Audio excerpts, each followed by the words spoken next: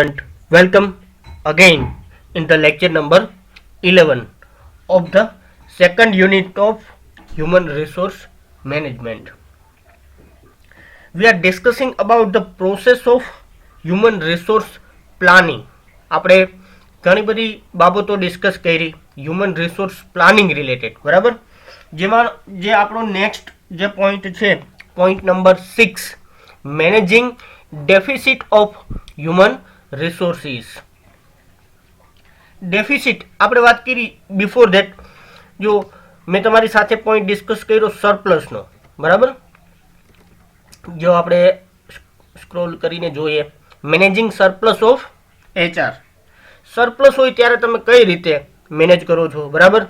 આપણે વાત કરી રીલોકેશન્સ ઓફ એમ્પ્લોઈઝ, રિટ્રેચમેન્ટ ઓર કટબેક, જે કંઈ પણ ઘણા બધા રસ્તાઓ છે કે સરપ્લસને તમે મેનેજ કરી શકો છો, બરાબર?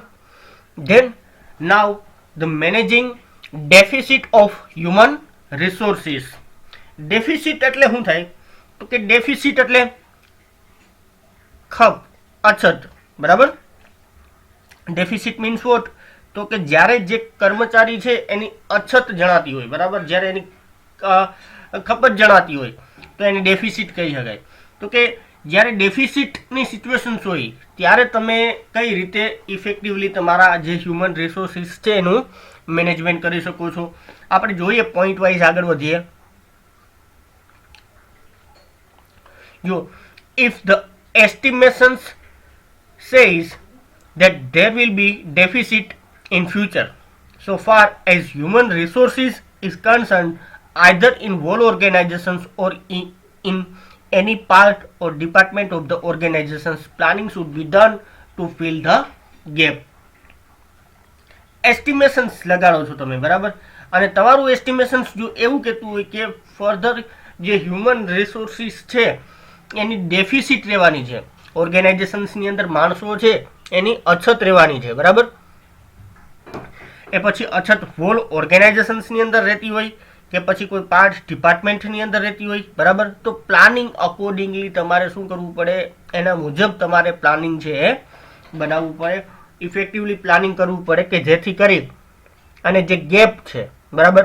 ગેપ એટલે કયા પ્રકારનો ગેપ? જે તમારી રિક્વાયરમેન્ટ છે માણસોની, બરાબર?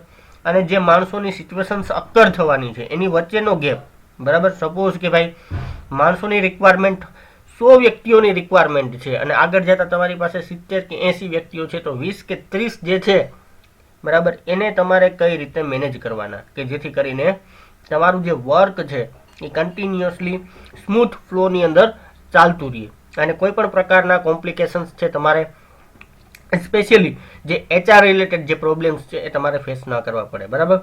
એટલે જો તમારું એસ્ટિમેશન્સ છે, if the estimation says that there will be deficit in future.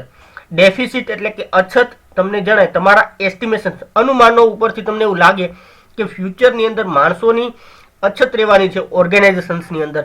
At that time એ ઓર્ગેનાઇઝેશન્સની અંદર અછત હોલ ઓર્ગેનાઇઝેશન્સની અંદર હોય કે પર્ટિક્યુલર ડિપાર્ટમેન્ટ વાઇઝ તમને લાગે, તો તમારે અકોર્ડિંગલી પ્લાનિંગ છે એ શું કરવું પડે કે જેથી કરીને તમે ગેપને ફિલ કરી શકો છો, બરાબર? આગળ વધીએ આપણે. જો then the first possible availability of employees from the internal sources is checked and if the requirement can not be fulfilled from the internal sources, then external sources are explored. જો બે પ્રકારના તમારી પાસેના સોર્સિસ છે. Sources એટલે કે માધ્યમ છે, મીન્સ છે, રસ્તાઓ છે, બરાબર? આપણે બધાને ખ્યાલ છે કે જ્યારે રિક્રુટમેન્ટની વાત આવે ત્યારે બે રસ્તા થ્રુ તમે રિક્રુટમેન્ટ કરો છો. એક તો તમે ઇન્ટરનલ સોર્સિસ, તમારા જે આંતરિક પરિબળો છે, બરાબર, એને ધ્યાનમાં લેતા હોય છો, અથવા તો તમારા જે એક્સટર્નલ સોર્સિસ છે, બરાબર, જે બાહ્ય બાબતો છે, બહારની સાઈડથી, આઉટસાઇડ ઓર્ગેનાઇઝેશન્સમાંથી તમે એ ડેફિસિટને ધ્યાનમાં રાખીને માણસો મેળવવાની જે પ્રોસેસ છે એને કેરીડ આઉટ કરી શકો છો, બરાબર? તો આપણે જોવું જોઈએ. ફર્સ્ટ આપણે શું જોઈએ છે તો કે ભાઈ કેટલા અંશે ઇન્ટરનલી તમે તમારી ડેફિસિટને મેનેજ કરી શકો છો, ઇન્ટરનલ સોર્સિસ થ્રુ તમે તમારી ડેફિસિટને ફિલ કરી શકો છો, તમારા ગેપને ફિલ કરી શકો છો, બરાબર. જો એ વસ્તુ પોસિબલ નથી, ઇન્ટરનલી પોસિબલ નથી, તો પછી તમારે શું કરવું પડે, એક્સટર્નલ સોર્સિસ છે એને એક્સપ્લોર કરવા પડે, કે જેથી કરીને તમારી જે રિક્વાયરમેન્ટ મુજબનો જે મેન પાવરની જે રિક્વાયરમેન્ટ છે એને તમે ફિલ કરી શકો છો અને ઓર્ગેનાઇઝેશન્સની એક્ટિવિટીને તમે સ્મૂથલી રન કરી શકો છો, બરાબર. તો આ વસ્તુ છે. આગળ વાત કરીએ આપણે ઇન્ટરનલની વાત કરીએ, આપણે સોર્સિસની વાત કરીએ. ઇન્ટરનલ જે સોર્સિસ છે એના થ્રુ કઈ રીતે તમે એમ્પ્લોઈઝ છે એને સેટ કરી શકો છો તમારા ઓર્ગેનાઇઝેશન્સની અંદર ઇન્ટરનલી, કે જેથી કરીને તમારે કોઈ બહારની સાઈડથી માણસોને લઈ આવવા કે માણસોને અપોઇન્ટમેન્ટ આપવી કે રિક્રુટમેન્ટ કરવી, બરાબર, એ બધી પ્રોસેસમાં તમારે પડવું ના પડે. તો first, your future supply of employees from the internal sources is estimated, and if it is possible to fill the gap with the help of internal candidates, internal કેન્ડિડેટ્સની મદદથી જો ગેપ ફિલ થઈ જતું હોય, બરાબર, then accordingly planning is done for the internal mobility and advancement of employees in the organizations. તો આપણે વાત કરીએ કે ભાઈ સપ્લાય ફ્યુચરમાં તમને ક્યાંથી મળવાની છે સપ્લાય, તો કે ભાઈ તમે જુઓ છો, એક્સપ્લોર કરો છો ઇન્ટરનલ સોર્સિસને, અને with the help of internal sources એ વસ્તુ પોસિબલ થઈ શકતી હોય, બરાબર, તો તમે ઇન્ટરનલ સોર્સિસની જે મદદથી તમે એ ગેપને ફૂલફિલ કરો છો, બરાબર. હવે ઇન્ટરનલ કેન્ડિડેટ્સ જે છે તમારા એક્ઝિસ્ટિંગ કર્મચારીઓ, બરાબર, એને તમે ધ્યાનમાં રાખીને પ્લાનિંગ કરો છો. સપોઝ કે ભાઈ કઈ રીતના એક જગ્યાથી બીજી જગ્યાએ માણસોની ફેરબદલી કરવી, મોબિલિટી કઈ રીતે કરવી, બરાબર, કે ભાઈ આ ડિપાર્ટમેન્ટમાં આટલા માણસો છે, હવે આ ડિપાર્ટમેન્ટમાંથી આટલા માણસોને આપણે અહીંયા આપણે ફિક્સ કરીએ, આ વ્યક્તિ આ પોઝિશન્સ ઉપર છે તો એને આપણે હવે ત્યાંથી પ્રમોટ કરીને કોઈ બીજી પોઝિશન્સ ઉપર લઈ જઈએ, બરાબર. XYZ ઘણી બધી બાબતો થ્રુ તમે ઇન્ટરનલ પ્લાનિંગ કરી અને જે તમારો ગેપ છે એને તમે ફિલ કરી શકો છો, બરાબર. ઇન્ટરનલ જે પ્લાનિંગ છે એની અંદર ઘણી બધી બાબતો તમને મેન્શન કરેલી છે, બરાબર. ફર્સ્ટ આપણે વાત કરેલી છે કે એક તો પ્રમોશનલ પ્લાન, જે પ્રમોશન્સ કોને કહેવાય મેઇનલી, તો કે જ્યારે કોઈ પણ વ્યક્તિ એન્ટિટી કે પોઝિશન્સ ઉપર છે ઓર્ગેનાઇઝેશન્સની અંદર, તો તમે એ પોઝિશન્સ ઉપરથી એને હાયર પોઝિશન્સ ઉપર પોસ્ટ કરો છો, બરાબર. જે એક્ઝિસ્ટિંગ પોઝિશન્સમાં છે એમાંથી તમે એને હાયર પોઝિશન ઉપર પોસ્ટ કરો છો, બરાબર, ઇન ધ સેન્સ કે તમે એને પ્રમોટ કરો છો, બરાબર. તો કઈ રીતે પ્રમોશનલ પ્લાન કેરીડ આઉટ કરવો કે જેથી કરી અને તમે તમારી જે રિક્વાયરમેન્ટ છે એને ફૂલફિલ કરી શકો છો, બરાબર. Once you know that there is a possibilities of filling the future vacancies with the help of employees within the organizations, આપણને ખ્યાલ આવી જાય કે ભાઈ જે ફ્યુચર વેકેન્સીઝ છે તમારા ઓર્ગેનાઇઝેશન્સની અંદર એ ઇન્ટરનલ એમ્પ્લોઈઝ જે તમારા કર્મચારીઓ છે એના થ્રુ જ ફિલ થઈ શકે છે, બરાબર. ત્યારે તમે પ્રમોશનલ પ્લાન છે એ પ્રિપેર કરો, પ્રમોશનલ પ્લાનના ક્રાઇટેરિયા નક્કી કરો છો, બરાબર, કે કઈ રીતના આપણે કયા ક્રાઇટેરિયાને ધ્યાનમાં રાખવા વ્યક્તિઓને પ્રમોટ કરવા માટે થઈને, બરાબર. અગેન પ્રમોશનલ હાયરાર્કી આપણે નક્કી કરીએ કે ભાઈ કઈ રીતે સિક્વન્સને ધ્યાનમાં રાખીને કયા વ્યક્તિને કઈ પોઝિશન ઉપર મૂકવો, સિમિલર ટાસ્ક આપવા કે કોઈ ડિફરન્ટ ટાસ્ક આપવા, કયા ડિપાર્ટમેન્ટના વ્યક્તિને કઈ જગ્યાએ પ્રમોટ કરવો, વગેરે વગેરે ઘણી બધી બાબતો, બરાબર. તો આ બધી બાબતો જેમ કે સ્પેશિયલ રિઝર્વેશન્સ ઇન પ્રમોશનની અંદર સ્પેશિયલ રિઝર્વેશન્સના કોટા કઈ રીતે નક્કી કરવા, આ બધી વસ્તુ છે એ ફાઇનલાઇઝ કરવાની થતી હોય, બરાબર. અને તમે પ્રમોશન્સના ક્રાઇટેરિયાને ડિસાઇડ કરો છો, બરાબર. Then second thing, transfer plan. Transfer plan એટલે કે ભાઈ વિધિન ધ ઓર્ગેનાઇઝેશન્સ, બરાબર, તમે કોઈ પણ કર્મચારીઓની એક પોઝિશન્સ ઉપરથી બીજી પોઝિશન્સ ઉપર મૂવમેન્ટ કરાવો છો તો એને ટ્રાન્સફર કહેવાય, બરાબર.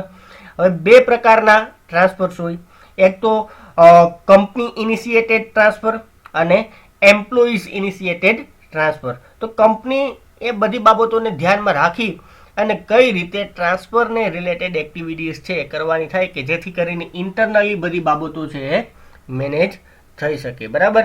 Again training and development plan. જો ટ્રેનિંગ અને ડેવલપમેન્ટ આપણને બધાને ખ્યાલ છે કે ભાઈ ટ્રેનિંગ છે એ એક ઘણી બધી મહત્વની અને બહુ વાઇલ્ડર કોન્સેપ્ટ છે, બરાબર. બિઝનેસની અંદર જ્યારે કંઈ કર્મચારી છે એને તમે ટ્રેનિંગના આસ્પેક્ટને ધ્યાનમાં રાખીને વાત કરો તો there are several types of training programmes carried out in the organisations. Training માટેની ઘણી બધી બાબતો ડિસાઇડ થતી હોય, બરાબર. એક મેજર ટ્રેનિંગ પ્રોગ્રામ્સ છે એ પ્રિપેર કરવામાં આવતું હોય, ઘણા બધા આસ્પેક્ટને એની અંદર કવર કરી લેવામાં આવતા હોય, બરાબર. ઇન હાઉસ ટ્રેનિંગ આપવી છે, આઉટસાઇડ ઇન્સ્ટિટ્યૂટ્સ એટલે કે કોઈ બહારની સાઈડ કંપનીના કર્મચારીઓને ટ્રેનિંગ આપવી છે, આવી બધી બાબતો ડિસાઇડ થતી હોય. There are lots of things કે ભાઈ ટ્રેનર કોણ હોય છે, અગેન ટ્રેનિંગ માટેનું મટીરિયલ કયા પ્રકારનું આપણે રાખવાનું છે, કઈ રીતના કઈ મેથડ્સ થ્રુ આપણે ટ્રેનિંગ આપવાની છે, એમ્પ્લોઈઝ છે એની પ્રેઝન્ટ સ્કિલને તમે ધ્યાનમાં રાખો છો, ફ્યુચરમાં એને કઈ સ્કિલ્ડની રિક્વાયરમેન્ટ રહેવાની છે, એ બધી બાબતોની તમારે ગણતરી કરવી પડે.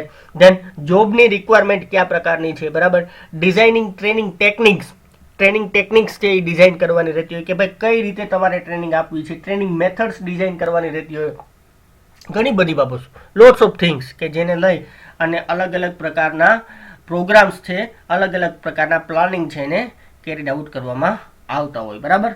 દેન રિટેન્શન્સ એટલે જે કંઈ પણ તમારા એક્ઝિસ્ટિંગ એમ્પ્લોઈઝ છે, બરાબર, એને તમારે જાળવી રાખવા, મેનેજ કરવા કે ભાઈ ફ્યુચર ડેફિસિટને કંટ્રોલમાં રાખવી છે. ફ્યુચરની અંદર તમારા કર્મચારીઓની અછત તમને લાગે તો તમારા જે અત્યારે જે કર્મચારીઓ છે, ખાસ તો જે કર્મચારીઓ છે તમારા પ્રેઝન્ટ કર્મચારીઓ, એ કોઈ છોડીને ન જાય, બરાબર, કંપનીના કામને છોડીને ન જાય. તો આ મહત્વનો બાબત છે. જો a well thought out plan is to be developed for the retention of the existing employees in the organization so that future deficit can be met. Existing જે એમ્પ્લોઈઝ છે એને તમારે રિટેન કરવા પડે, સાચવવા પડે અને કન્ટિન્યુઅસલી એ લોકો કંપનીની સાથે જોડાયેલા રહે લાંબો સમય સુધી.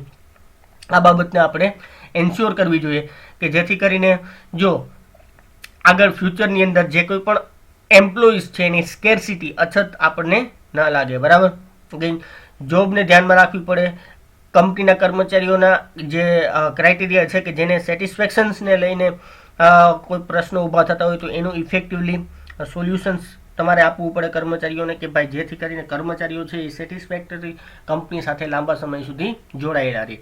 હવે કોઈ કંપનીને છોડીને જવા જ નથી માગતા અથવા તો નથી જતા તો કંપનીના જે કર્મચારીઓના જે પ્રશ્નો છે કે માણસોને કઈ રીતે મેળવવા, તો એક્ઝિસ્ટિંગ કર્મચારીઓ છે એ કંપનીને છોડતા નથી. ઇન ફ્યુચર તમારે જે સિચ્યુએશન્સ આવવાની છે એમાં પણ તમારા પ્રોબ્લેમ્સની અંદર ઘણા બધા ક્રાઇટેરિયા તમારા હળવા થઈ જાય એની સાથે, બરાબર. તો આ બાબત છે. આ સોર્સિસની વાત કરીએ આપણે, ઇન્ટરનલ સોર્સિસ થ્રુ તમે ડેફિસિટને કઈ રીતે ફિલ કરી શકો છો અને ગેપ છે એને તમે ફિલ કરો છો, બરાબર. એક્સટર્નલ જે પ્લાન છે, એક્સટર્નલ સોર્સિસ છે જેમાં આઉટસોર્સિંગ પ્લાન અને recruitment and selection plan. Outsourcing plan કોને કહેવાય? જો જસ્ટ પોઈન્ટ લખેલા છે, હું તમને સિમ્પલી કહી દઉં. Outsourcing plan means what? તો કે ઘણા બધા આઉટસાઇડ બહારની સાઈડ એવા ઘણા બધા ઓર્ગેનાઇઝેશન્સ હોય છે, બરાબર. ઓર્ગેનાઇઝેશન્સ ઇન ધ સેન્સ કે એવા ઓર્ગેનાઇઝેશન્સ કે જે એમ્પ્લોઈઝ છે એનો સ્ટોક જે મેન્ટેન કરતા હોય, બરાબર.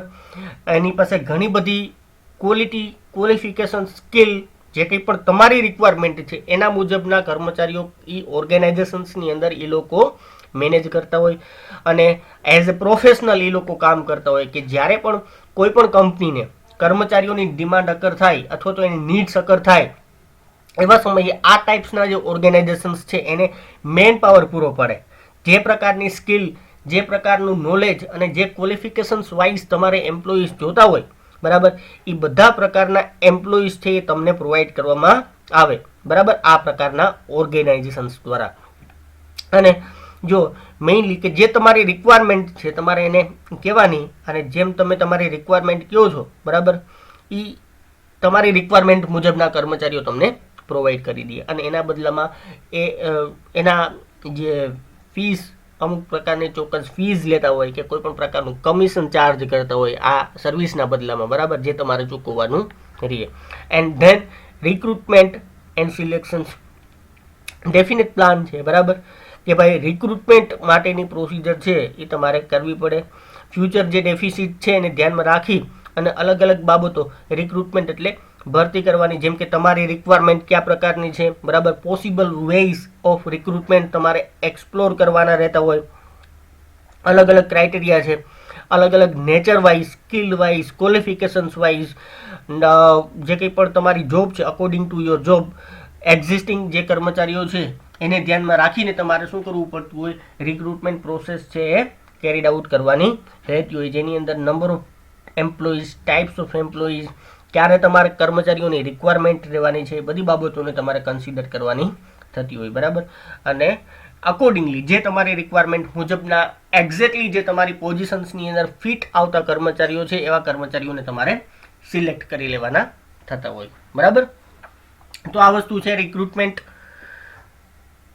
ધેન જે નેક્સ્ટ પોઈન્ટ છે, બરાબર, અને આપણી પ્રોસેસ છે એનો લાસ્ટ પોઈન્ટ આપણે વાત કરીએ. જો રિવાઇઝિંગ ઓર્ગેનાઇઝેશનલ પ્લાન એન્ડ સ્ટ્રેટેજી, જે ઓર્ગેનાઇઝેશનનો જે પ્લાન છે, સ્ટ્રેટેજી છે, બરાબર, એને રિવાઇઝ કરવાની થતી રિક્વાયરમેન્ટ હોય, અકોર્ડિંગલી તમારે શું કરવાનું, એની અંદર ફેરફારો કરવા પડતા હોય, બરાબર. તો એ ફેરફારોને તમારે કેરીડ આઉટ કરવા. Organisational plan is to be changed if it is concluded that future requirement cannot be fulfilled fully after considering all possible sources. જે પોસિબલ સોર્સિસ છે એ બધા પોસિબલ સોર્સિસને તમે એક્ઝિક્યુટ કરો છો છતાં પણ ફ્યુચરની રિક્વાયરમેન્ટ તમારી ફૂલફિલ નથી થતી, તો ઓર્ગેનાઇઝેશનલ લેવલે તમારે ઘણા બધા તમારા પ્લાનિંગના ક્રાઇટેરિયાને તમારે શું કરવા પડે, ચેન્જ કરવા પડે, ફેરફાર કરવા પડે, બરાબર. અને તમારી રિક્વાયરમેન્ટને તમે ફૂલફિલ કરવા માટે કોઈ પણ વસ્તુ કરી શકો છો, બરાબર. એક વસ્તુ નથી પોસિબલ થતી તો તમારે બીજી વસ્તુ કરવાની. એક્ઝિસ્ટિંગ સિચ્યુએશન્સ છે એને ધ્યાનમાં રાખી અને તમારે આગળ વધવાનું રહે, કે જેથી કરીને ફ્યુચરમાં જે કંઈ પણ સરપ્લસ છે, ડેફિસિટ છે, એને તમે મેનેજ કરી શકો, બરાબર. And the overall plan is to be altered keeping in view the future scarcity of human resources. અને ફ્યુચરની અંદર જે કંઈ પણ તમારા હ્યુમન રિસોર્સિસ છે એની જે સ્કેરસિટી છે એને ધ્યાનમાં રાખી, અચ્છા, જે કંઈ પણ છે, બરાબર, એને ધ્યાનમાં રાખી અને આપણે શું કરવું પડે, ઓવરઓલ પ્લાન છે એ બનાવવો પડે, કે બરાબર, કે જેથી કરીને તમે જે હ્યુમન રિસોર્સિસ રિલેટેડ જે સ્કેરસિટી છે એને ઓવરકમ કરી શકો અને એને મેનેજ કરી શકો છો, બરાબર. તો જો આ એક પ્રોસેસ, આપણે આખી પ્રોસેસ ડિસ્કસ કરી, જેની અંદર ઘણી બધી બાબતો આપણે ડિસ્કસ કરી. જો પ્રિવિયસલી હું તમારી એક વખત તમને જસ્ટ ઓવરવ્યૂ આપી દઉં ફરીથી. સિમ્પલ પ્રોસેસ છે, બરાબર, કોઈ પણ પ્રકારના કોમ્પ્લિકેશન્સ નથી. પ્રોસેસ કઈ જ આપણે જોઈ, ડિસ્કસ કરી, હ્યુમન રિસોર્સ પ્લાનિંગ પ્રોસેસ, બરાબર. હ્યુમન રિસોર્સ પ્લાનિંગ પ્રોસેસ આપણે ડિસ્કસ કરી, જેની અંદર આપણે અલગ અલગ પોઈન્ટ ડિસ્કસ કર્યા. એમાં ફર્સ્ટ જે પોઈન્ટ છે કયો ડિસ્કસ કર્યો, એનાલિસિસ ઓફ ઓર્ગેનાઇઝેશનલ સ્ટ્રેટેજી. ઓર્ગેનાઇઝેશન્સની હોલ સ્ટ્રેટેજી છે એનું એનાલિસિસ કરવાનું, અકોર્ડિંગલી તમારે તમારા પ્લાનિંગના ક્રાઇટેરિયા કેરીડ આઉટ કરવાના. Estimations of human resource demand, human રિસોર્સની ડિમાન્ડ કયા પ્રકારની છે એનું એસ્ટિમેશન લગાડો. Forecastings of human resource supply forecastings. Then estimations of net human resource requirement. Then managing surplus of human resources, managing deficit of human resources. 6 point સરપ્લસની અંદરના આ જે point છે કે કઈ રીતે તમે સરપ્લસને મેનેજ કરી શકો છો, બરાબર. સરપ્લસને મેનેજ કરવા માટેના બે આપણે ડિસ્કસ કર્યા. then managing deficit of human resources and 7 point છે revising organisational strategy and plan. ઓર્ગેનાઇઝેશનની હોલ સ્ટ્રેટેજી અને પ્લાનિંગ છે એને તમારે રિવાઇઝ કરતા રહેવા પડે સમયની સાથે સાથે. અગેન જે કંઈ પણ તમારી રિક્વાયરમેન્ટ છે એ સપોઝ કે ભાઈ આ રસ્તા થ્રુ ફૂલફિલ નથી થતી, તો એને તમારે કઈ રીતે મેનેજ કરવી એ તમારે ધ્યાનમાં રાખી, અને એને ધ્યાનમાં રાખીને તમારા પ્લાનિંગને તમારે શું કરવું પડે, ચેન્જ કરવા પડે, બરાબર. Got it. આઈ હોપ કે તમને બધાને ક્લિયર થઈ ગઈ છે પ્રોસેસને આપણે આગળ ડિસ્કસ જે 3 લેક્ચરની અંદર આપણે ડિસ્કસ કરી, ડિટેલની અંદર ડિસ્કસ કરી. મેઇનલી તમારે પ્રોસેસની અંદર એક્ઝામમાં પૂછાય તો તમારે સિક્વન્સને મેન્ટેન રાખવા કમ્પલસરીલી, કેમ કે પોઈન્ટ સિક્વન્સની અંદર મેન્ટેન કરવા પડે જ્યારે કોઈ પણ પ્રોસેસને તમે એક્સપ્લેન કરતા હોય ત્યારે, બરાબર.